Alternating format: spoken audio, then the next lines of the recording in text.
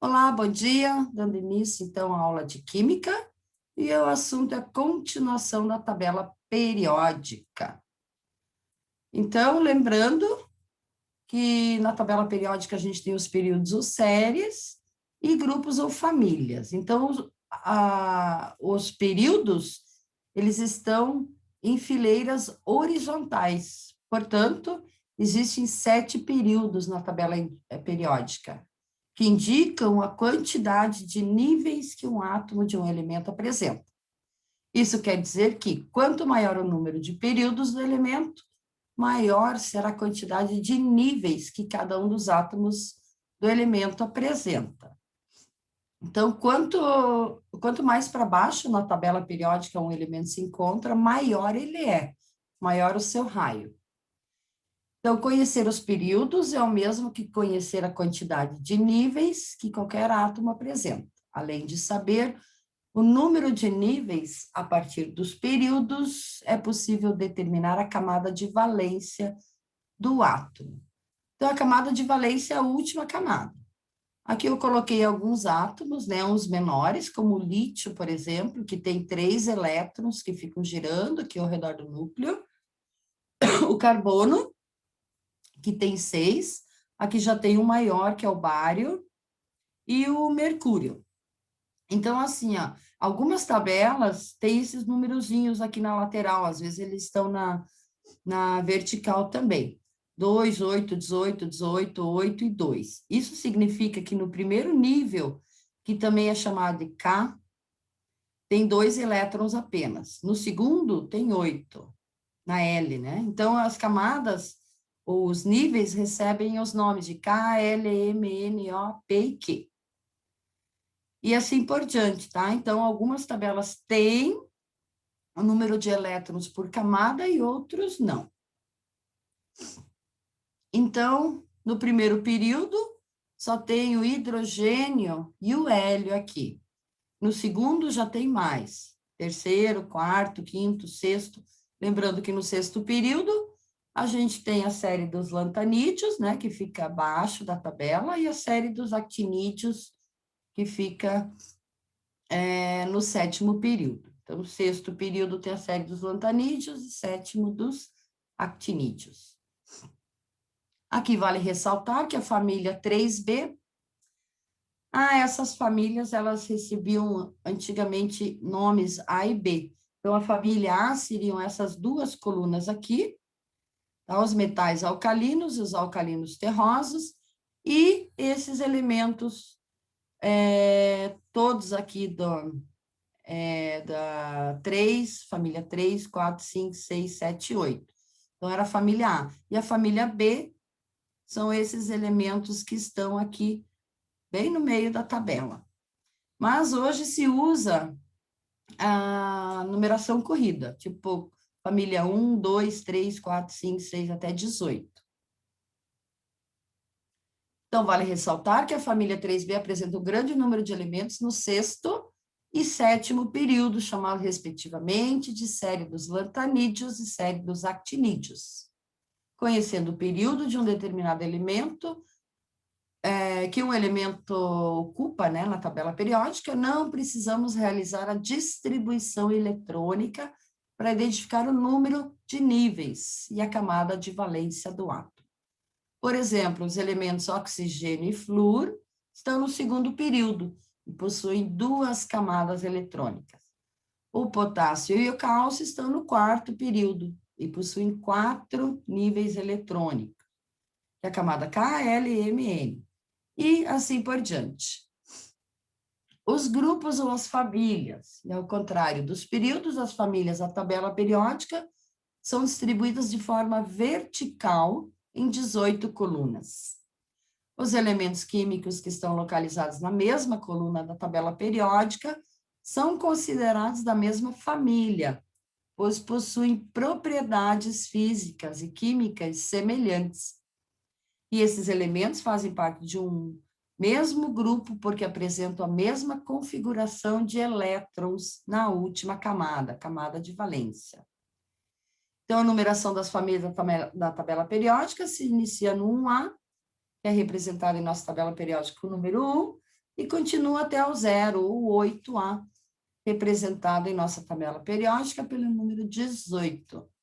E existe também a família B.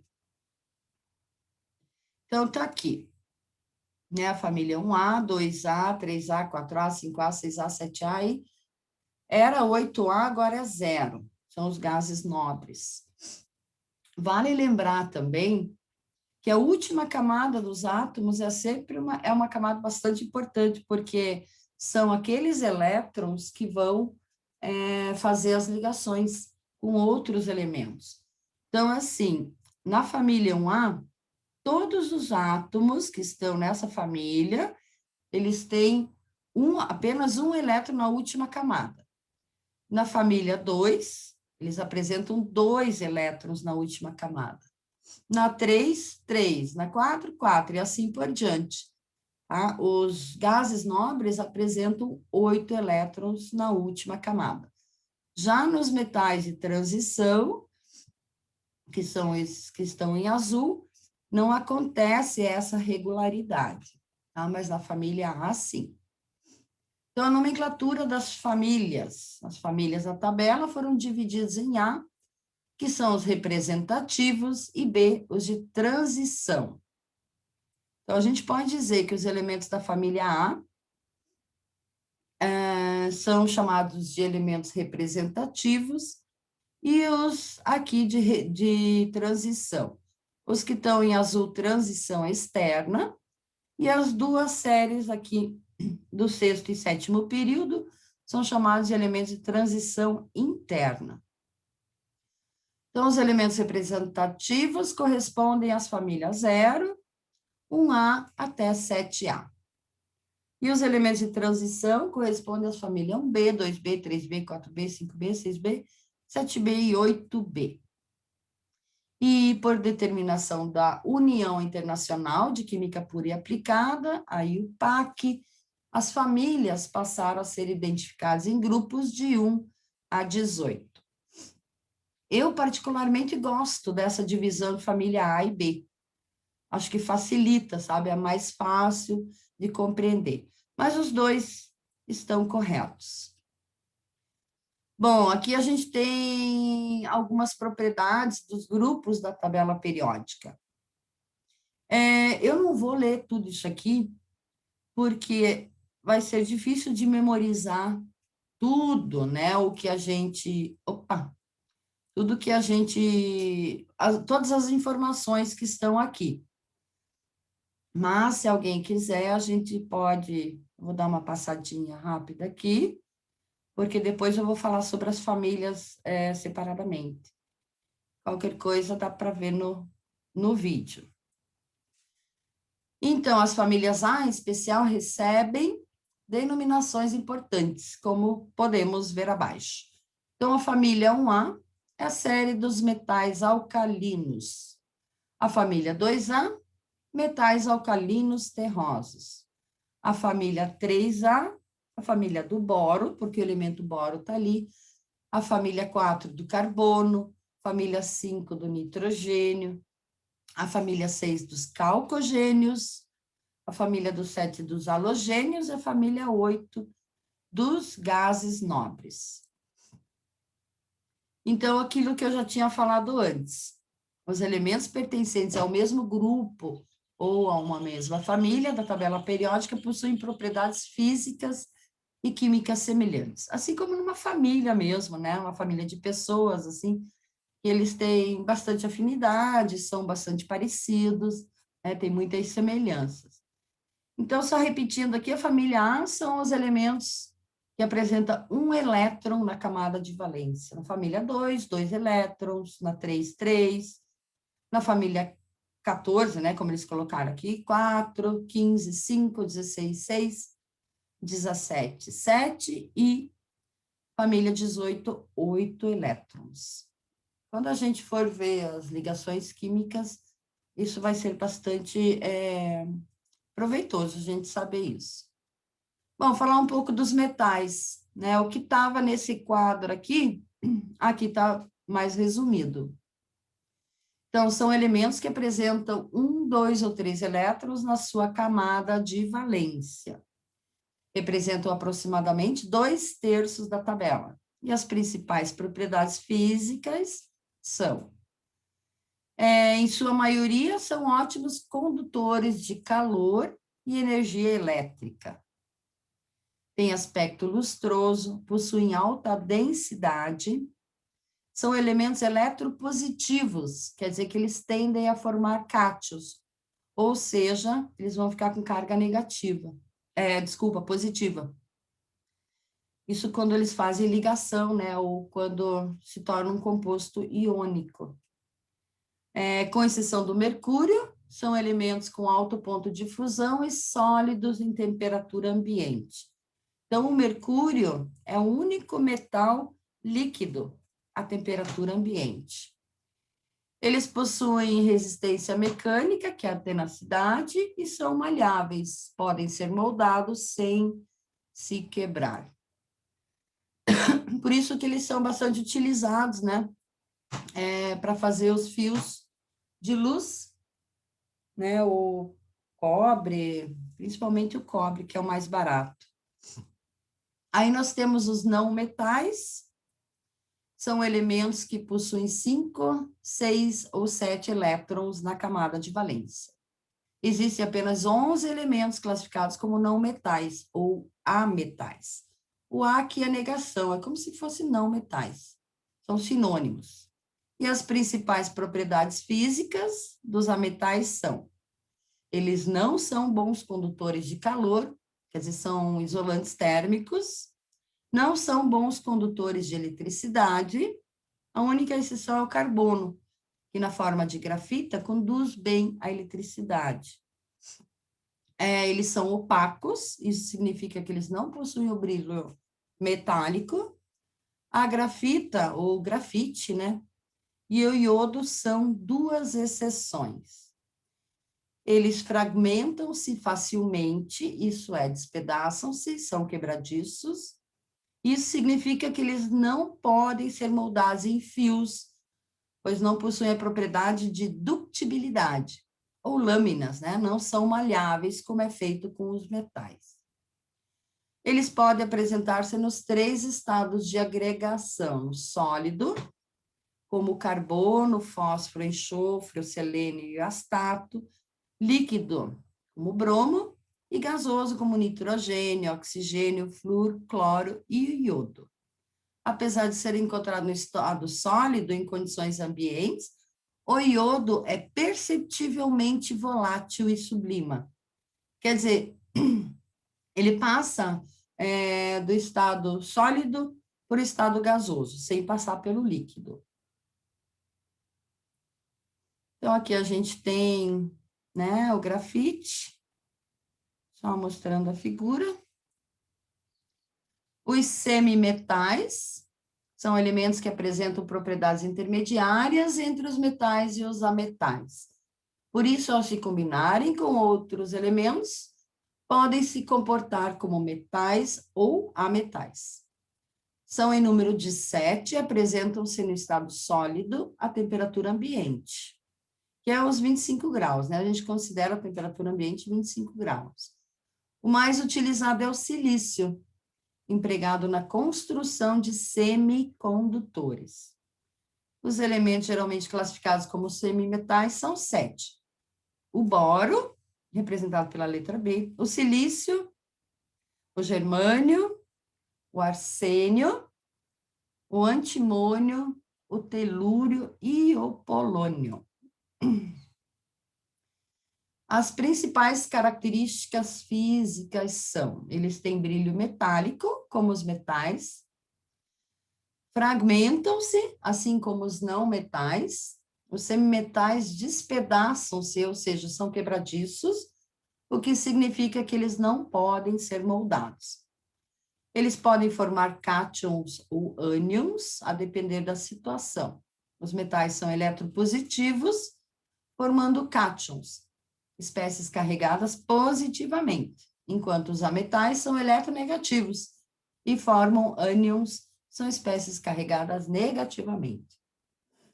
são semicondutores de eletricidade.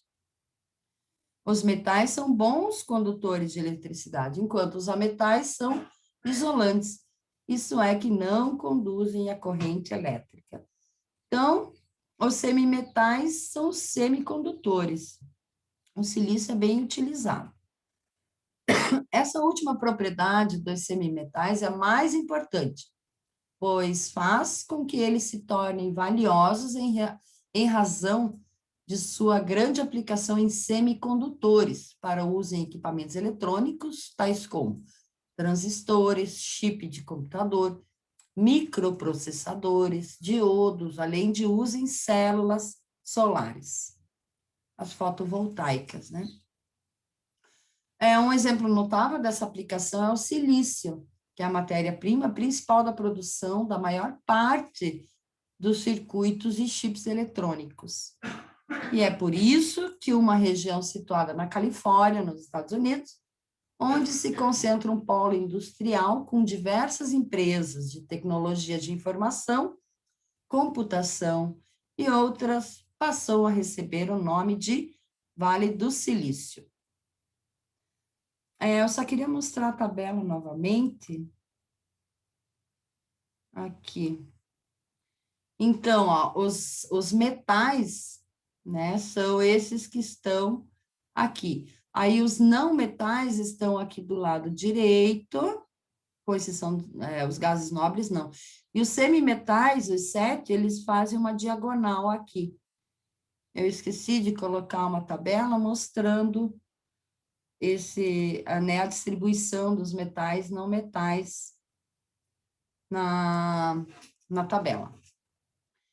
E os gases nobres são elementos que possuem 8 elétrons na camada de valência, exceto o hélio, que possui 2, que o hélio está bem em cima, né? No primeiro período. E essa é a razão de serem tão estáveis. São gasosos em condições ambientais, daí o fato de serem chamados de gases. E tem como principal característica a grande estabilidade, ou seja, possuem pouca reatividade, quer dizer, não reagem em condições ambientes. É inclusive por isso que eles são chamados de nobres ou raros. Eles estão na última camada da classificação dos elementos químicos. Conforme as ilustrações dos átomos dos elementos da família dos gases nobres, todos eles, com exceção do hélio, possuem 8 elétrons na camada de valência. E essa é a razão deles serem tão estáveis. Um resumo sobre os gases nobres. Então, o hélio, seu nome vem do grego hélios, que significa sol, porque ele foi descoberto primeiro no Sol, antes que na Terra. Aqui na Terra, o hélio foi descoberto na claveíta, que é um minério de urânio, pelos cientistas Ramsay, Lockyer, Cleve e Langley. O hélio é um gás muito leve, sendo usado para encher balões e misturado com oxigênio para o tratamento de asma, pois assim se reduz o esforço muscular da respiração. Aí outro gás nobre é o neônio, seu nome vem do grego, neos, que significa novo. Isso porque antes dele ser descoberto, em 1898, pelo químico e físico escocês Sir William Ramsay, os cientistas achavam que já não havia mais nada de novo para se descobrir na atmosfera. O neônio é o quarto gás mais abundante na atmosfera e é extremamente estável, não se conhecendo até hoje nenhum composto seu. Quer dizer, ele não faz ligação química com nenhum outro composto. Ele é usado na forma líquida como um líquido criogênico, econômico, possuindo grande capacidade de refrigeração. Mas sua principal utilização é em letreiros luminosos, quando se passa uma descarga elétrica nesse gás, num tubo a baixa pressão, ele emite uma coloração laranja avermelhada. Foi daí que veio o termo neon, mas os que são de outras cores não contêm o neônio, mas sim outros gases. O próximo gás nobre é o argônio. Seu nome vem do grego argos, que significa preguiçoso, em razão da sua inércia química, isso é, baixa reatividade. Tá? Quando ele fala baixa reatividade, quer dizer que eles não vão reagir com outros elementos, não vão se unir a outros elementos. Ele foi isolado em 1894 por Sir William Hunsey e Lord Rayleigh. Esse gás foi o primeiro gás nobre a ser descoberto aqui na Terra. E ele é usado em lâmpadas especiais, válvulas de rádio, em contadores Geiser, em atmosfera inerte para soldar metais com arco elétrico, em extintores de incêndio e nos letreiros luminosos, sendo que os que contêm argônio a baixa pressão possuem cor vermelha, mas se for a alta pressão, a cor é azul. Aí temos o criptônio ainda, seu nome vem do grego krypton, que significa oculto. Isso porque o criptônio é um gás raro na atmosfera terrestre, da ordem de 1 parte por 1.000.000. Quer dizer, se a gente tiver 1.000.000 de qualquer coisa, de gramas, por exemplo, 1 grama é o criptônio. Então, ele é bem raro.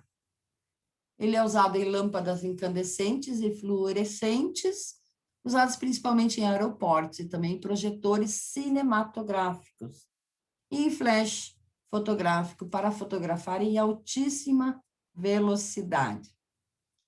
O laser de criptônio é usado na medicina para a cirurgia da retina dos olhos.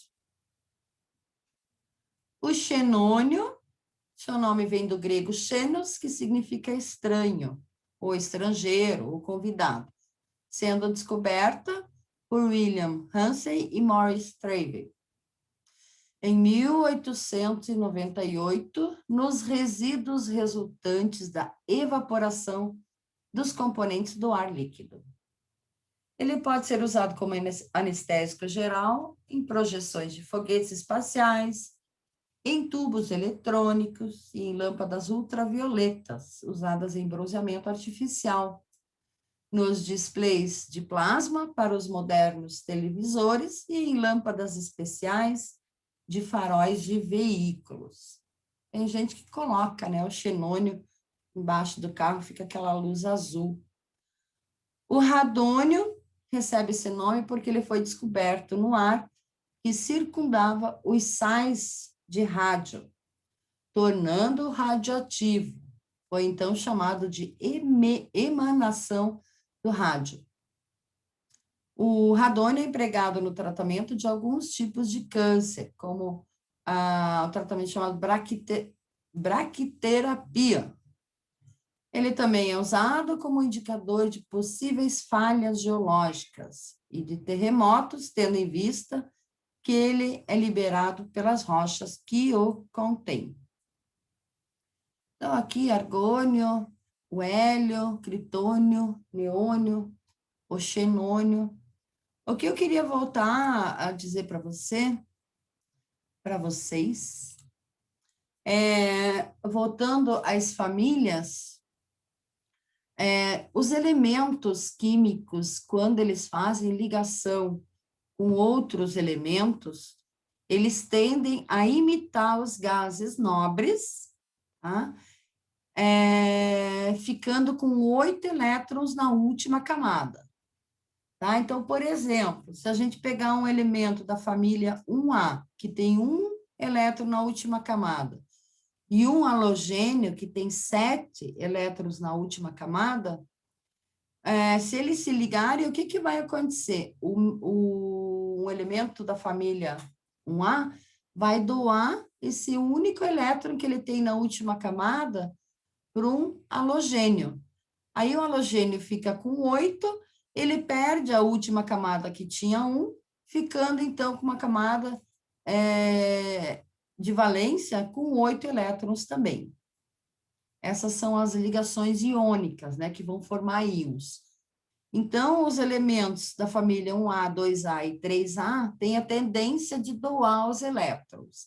Se eles doam elétrons, eles vão ficar com maior carga positiva, né, no núcleo. Porque um elemento, quando ele está estável, ele tem o mesmo número de prótons e o mesmo número de elétrons. Aí, se ele perder um elétron, ele vai ficar eletropositivo. Já esses da família 5, 6 e 7, tá? Se eles têm 5, 6 ou 7 elétrons na última camada, é mais fácil eles receber, né, dos que têm menos, do que doar 5, 6 ou 7 elétrons. A força, a energia teria que ser muito alta para eles poder liberar esses elétrons. Então, se eles recebem mais elétrons, eles vão ficar com uma carga negativa maior, se tornando, então, eletronegativos. A família do carbono, o carbono ele tem 4 elétrons na última camada. Então, ele não vai nem doar e nem receber. Ele vai compartilhar os elétrons. Mas isso é assunto para outra hora. Então, eu vou interromper o compartilhamento. E gostaria que vocês tirassem as suas dúvidas. Ficou alguma dúvida? Eu vou encerrar a gravação, então. Obrigada.